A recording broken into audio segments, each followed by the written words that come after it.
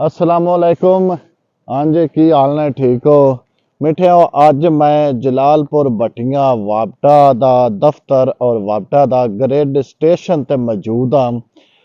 ते अज मैं तुहानू विखाना है अंदरला हिस्सा ग्रेड स्टेशन। तुसी अगे दफ्तर वेख्या है, चलो दफ्तर तुसी अपने बाहर आउंदे हो, बाहर हो के टुर जांदे हो।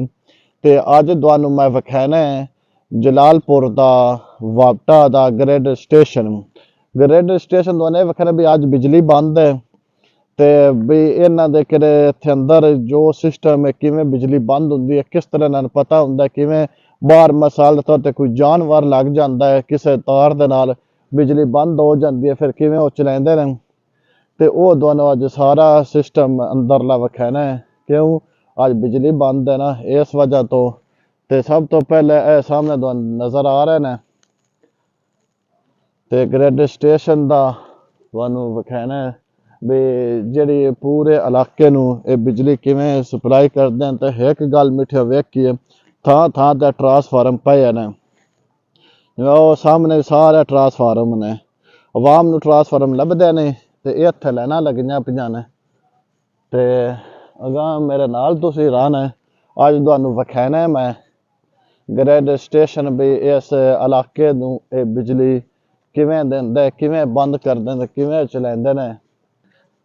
ਤੇ ਤੁਹਾਨੂੰ ਮੈਂ ਵਿਖਾਣਾ ਇਸ ਤੇ ਬਕਾਇਦਾ ਤੌਰ ਤੇ ਗ੍ਰਿਡ ਸਟੇਸ਼ਨਾਂ ਦੇ ਨਾਮ ਵੀ ਨੇ।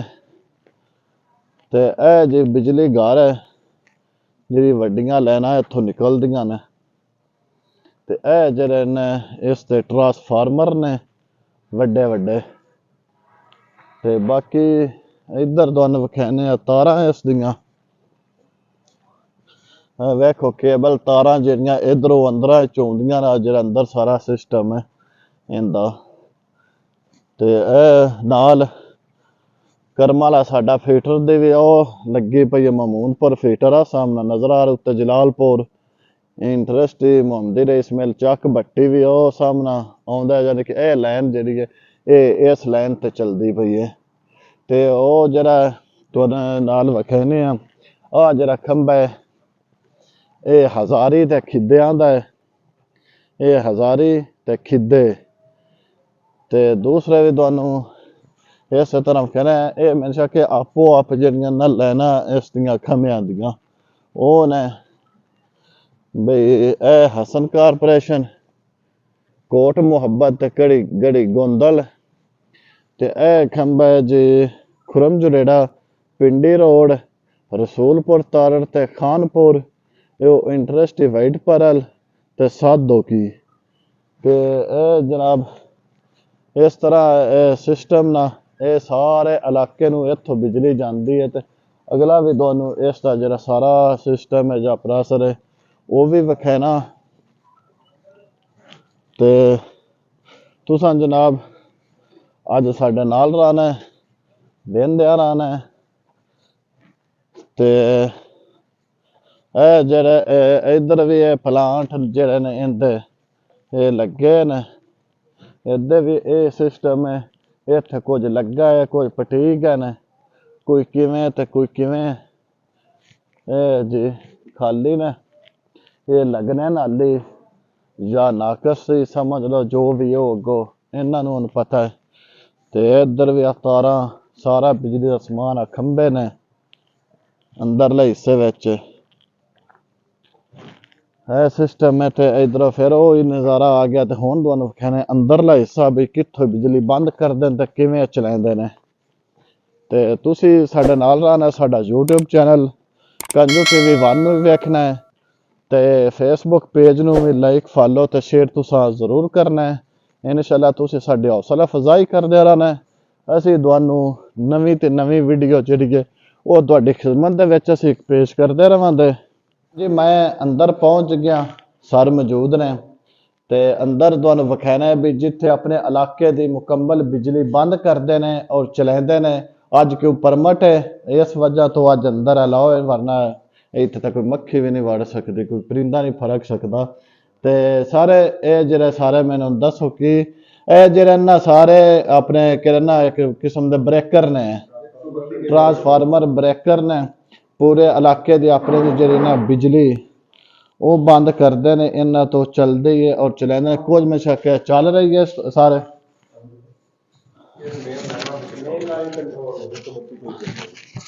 ਅੱਛਾ ਤੇ ਇਹ ਹੁਣ ਜਿਹੜਾ ਨਾ ਜੀ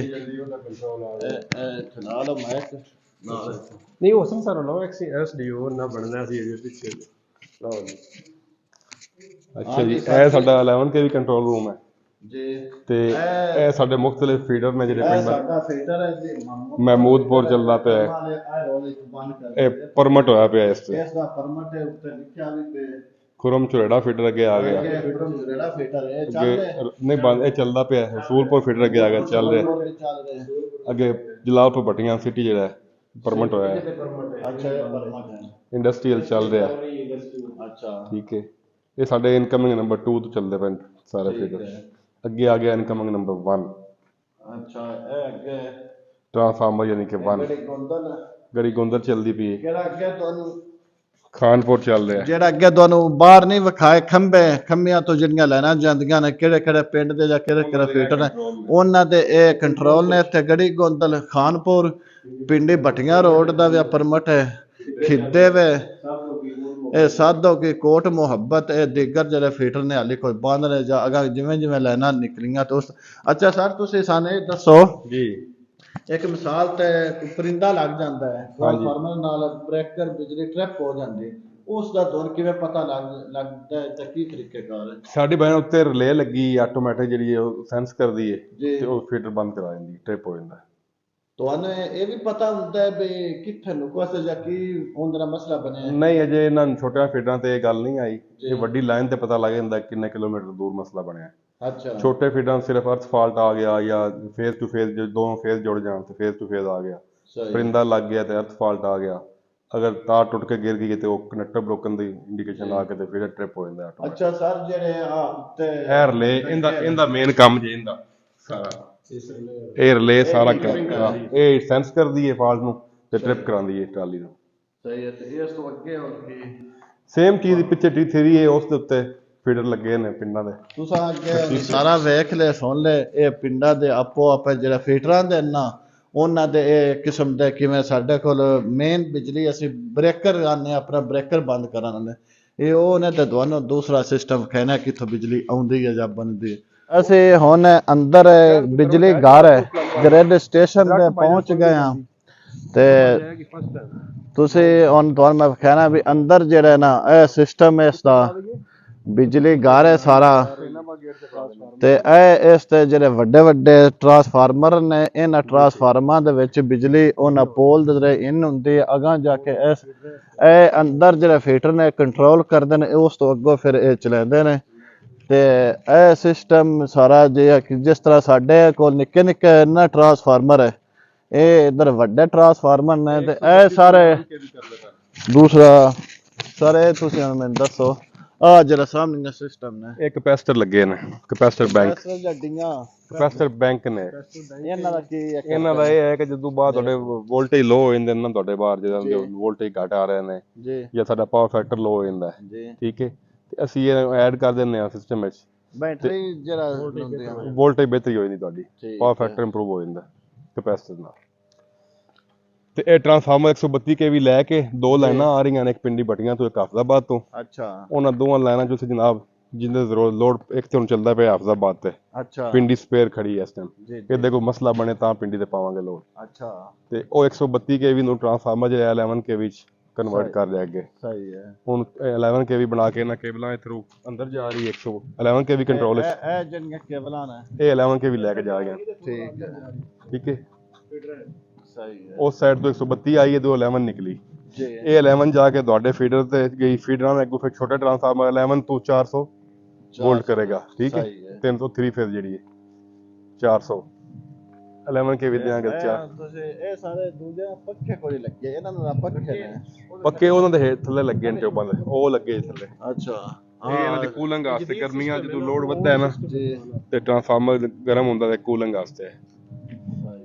ਔਰ ਇਹ ਇੰਨਾ ਫਰਕ ਇਹਦਾ ਕਿ ਟਰਾਂਸਫਾਰਮਰ ਦੀ ਕੈਪੈਸਿਟੀ ਹੈ 20 ਮੈਗਾ, ਜੀ ਜੀ ਠੀਕ ਹੈ, 20 MVA ਦਾ ਹੈ। ਜੀ ਤੇ ਜਦੋਂ ਅਸੀਂ ਇਹ ਪੱਖੇ ਚਲਾ ਦਿੰਦੇ ਹਾਂ 26 ਦਾ ਹੋ ਜਾਂਦਾ, ਪੂਰੇ 6 ਮੈਗਾ ਵੱਧ ਜਾਂਦੀ ਵੋਲਟ ਐਂਪੀਅਰ ਜਿਹੜਾ ਵੱਧ ਜਾਂਦਾ, ਸਹੀ ਹੈ। ਠੀਕ ਹੈ। 20 ਤੋਂ 26 ਦਾ ਮਤਲਬ ਇਹ ਹੈ ਜੀ ਕਿ ਵਿਦਆਊਟ ਕੂਲਿੰਗ 20 ਤੇ ਵਿਦ ਕੂਲਿੰਗ 26 MB ਹੋ ਜਾਂਦਾ ਹੈ।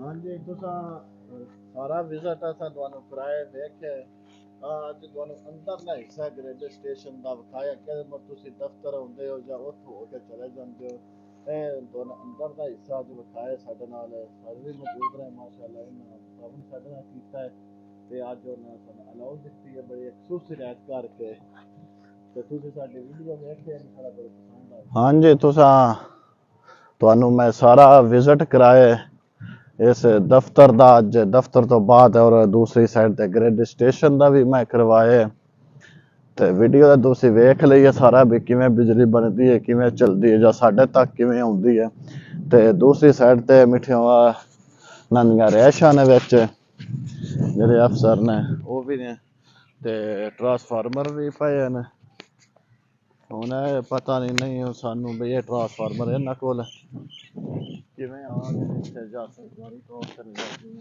ਲੈ ਜਾਂਦੇ ਮੈਂ ਨਾ ਟਰਾਂਸਫਾਰਮਰ ਨੂੰ ਤਰਸਦੀ ਹੈ ਤੇ ਵੀਡੀਓ ਤੁਹਾਨੂੰ ਸਾਡੀ ਅੱਛੀ ਲੱਗੇ ਤੇ ਇੱਕ ਵਾਰੀ ਇਸ ਨੂੰ ਸ਼ੇਅਰ ਲਾਈਕ ਫੋਲੋ ਤੁਸੀਂ ਜ਼ਰੂਰ ਕਰਨਾ ਸਾਡੇ YouTube ਚੈਨਲ ਕੰਜੂ TV1 ਨੂੰ ਨਾਲ ਸਬਸਕ੍ਰਾਈਬ ਤੁਸੀਂ ਮਿੱਠਿਆ ਜ਼ਰੂਰ ਕਰਦੇ ਰਹਿਣਾ।